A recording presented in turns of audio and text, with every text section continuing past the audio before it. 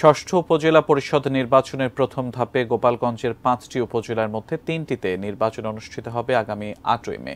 প্রচারের শেষ দিনে ব্যস্ত সময় পার করছে প্রার্থীরা। শহরের অলি-গলি ছেয়ে গেছে ব্যানার ফেস্টুনে। গোপালগঞ্জ শহর থেকে আমাদের সাথে সরাসরি যুক্ত হচ্ছেন প্রতিনিধি সজীব বিশ্বাস। সজীব, একেবারে শেষ দিনের প্রচার প্রচারণা কেমন দেখছেন?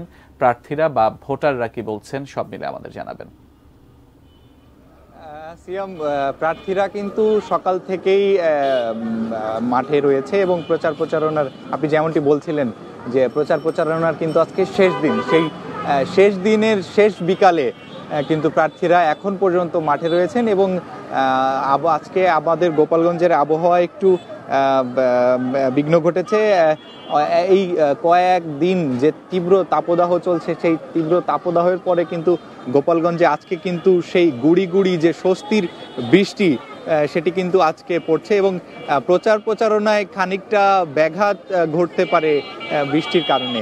এবং আমি যদি আরেকটু বলি যে গোপালগঞ্জে যে সকল প্রার্থীরা রয়েছে তারা কিন্তু সকাল থেকেই মাঠে রয়েছে, তারা ভোটারদের দ্বারে দ্বারে যাচ্ছে। আমি যদি একটু ভোট কেন্দ্রের সংখ্যাগুলো বা ভোটারের সংখ্যাগুলো একটু যদি তুলে ধরি, গোপালগঞ্জ সদরের ভোট কেন্দ্র রয়েছে কিন্তু 119টি।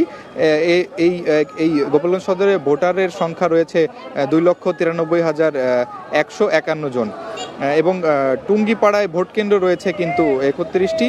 টুঙ্গিপাড়ায় ভোটারের সংখ্যা রয়েছে কিন্তু 90,132 জন এবং কোটালীপাড়ায় ভোট কেন্দ্রের সংখ্যা রয়েছে 77টি এবং ভোটারের সংখ্যা কিন্তু 2,05,146 জন ভোটার কিন্তু রয়েছে।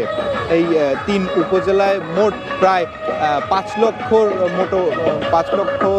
মতো ভোটার কিন্তু রয়েছে। আগামী 8 তারিখ কিন্তু তারা তাদের পছন্দের প্রার্থী নির্বাচন করবেন।